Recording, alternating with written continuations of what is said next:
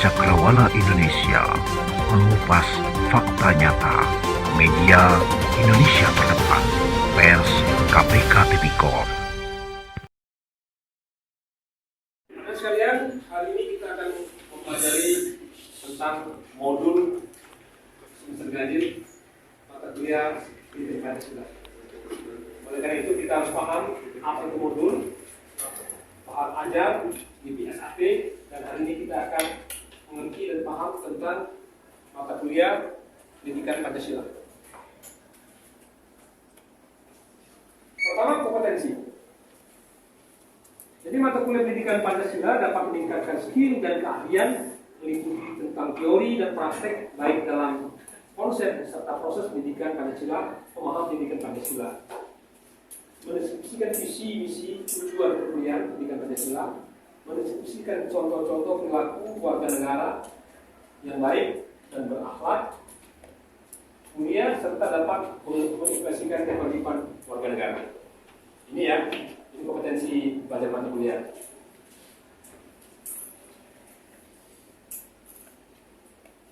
Lalu juga merumuskan pentingnya pendidikan Pancasila bagi mahasiswa sebagai bekal menjadi warga negara yang cerdas, baik juga dalam penerapannya. Oleh karena itu, ini pembelajaran garis besar Pancasila. Jadi Pancasila dalam komunikasi serta mampu menguasai ilmu pendidikan Pancasila dalam konflik dan sengketa secara efektif, komunikasi dalam pendidikan Pancasila kehidupan sehari-hari dalam masyarakat.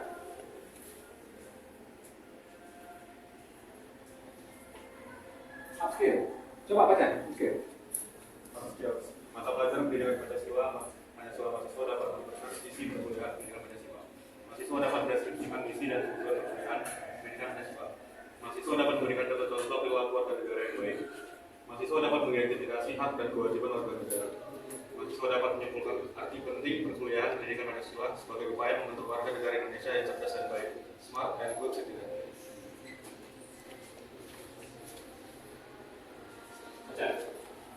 Persuasi dalam membangun kerjasama, menyikapi problematik win-win solution urgensi, tantangan dan pendekatan, mampu menguasai konsep ideologi negara dalam pemahaman pendidikan Pancasila, mahir dan mampu menguasai implementasi teori dan praktek pendidikan Pancasila dalam kegiatan bermasyarakat, memiliki keahlian strategi pemecahan masalah kehidupan berbangsa dan bernegara dalam implementasi pendidikan Pancasila musyawarah dan bermufakatan, mampu dan memahami dinamika pendidikan Pancasila digital di abad kemudian.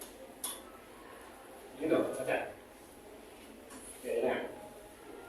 Soft skill dalam memahami sila-sila pendidikan, Pancasila serta pemahaman Undang-Undang Dasar 1945, Bhinneka Tunggal Ika, Negara Kesatuan Republik Indonesia atau NKRI secara teoritis dan praktek dalam kehidupan berbangsa, bernegara dan bermasyarakat, serta paham pembentukan negara Indonesia bagi ideologi Pancasila. Nah, terima kasih nih, baju merah. Ini udah Pak.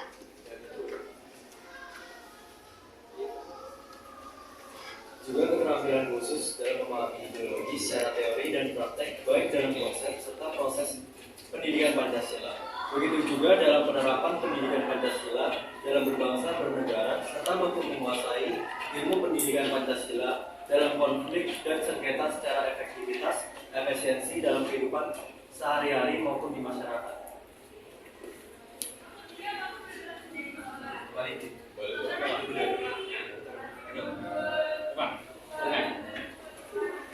Menguasai tentang teori dan praktek baik dalam konsep analisis Pancasila serta pemahaman UUD 1945, Bhinneka Tunggal Ika, Negara Kesatuan Republik Indonesia atau NKRI dalam proses pendidikan Pancasila. Di samping itu, prinsip dan konsep output dan outcome dalam memahami 4 pilar tersebut pendidikan Pancasila dalam hierarki era digital, mampu memahami pengaruh Pancasila serta pemahaman UUD 1945, Bhinneka Tunggal Ika, Negara Kesatuan Republik Indonesia atau NKRI dalam prinsip dan konsep konflik dalam pendidikan Pancasila